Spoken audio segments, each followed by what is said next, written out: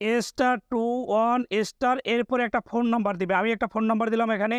দেওয়ার পরে একটা ফোন নাম্বার দেওয়ার পর আপনি যে এই দেখতে পাচ্ছেন হ্যাশ, জাস্ট এই হ্যাশে ক্লিক করবেন। ক্লিক করে আপনি যেকোনো একটা সিমে ডায়াল করবেন।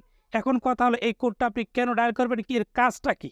অর্থাৎ আপনার প্রিয়জনের ফোনে কে কল দেয়, কোন নাম্বার থেকে কল আসে, আপনার ফোনেও কিন্তু সেই কলটা আসবে। অর্থাৎ একটা কল ২ টা ফোনে যাবে। আপনার প্রিয়জনের ফোনেও যাবে, আপনার ফোনেও যাবে।